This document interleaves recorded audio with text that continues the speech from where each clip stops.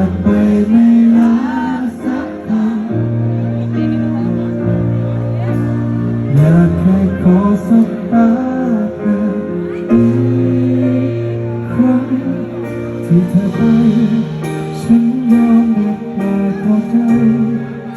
ไม่ว่าอะไรเธอรักเธอใช่ไหมเธอฉันยังคิดถึง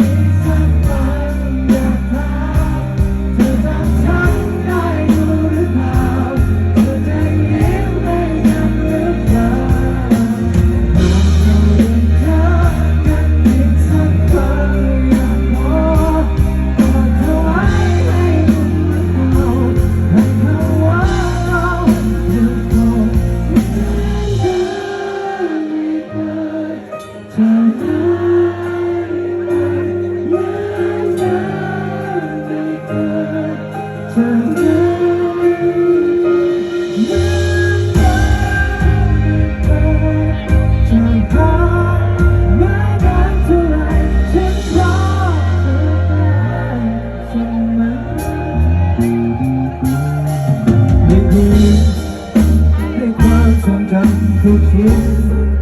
ลูกเขาเธอเก็บไว้ไหมแต่ฉันไม่เคยโยนทิ้ง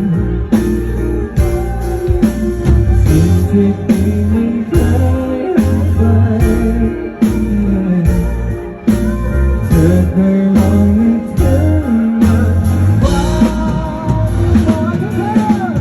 ถ้าเราได้เจอ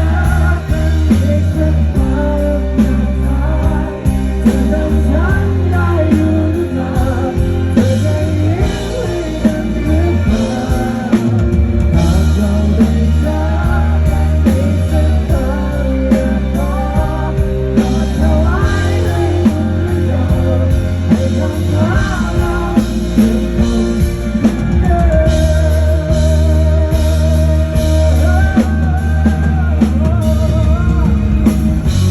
ฟ้าเป็นท้องทะเลตรงห่างนั้นเมื่อที่เราทั้งสองต้องจากกันฉันเข้าใจผิดแต่ว่าเธอไม่หวนคืนกลับมาแต่ว่าเธอไม่ลืมช่วงเวลาที่มีเรามา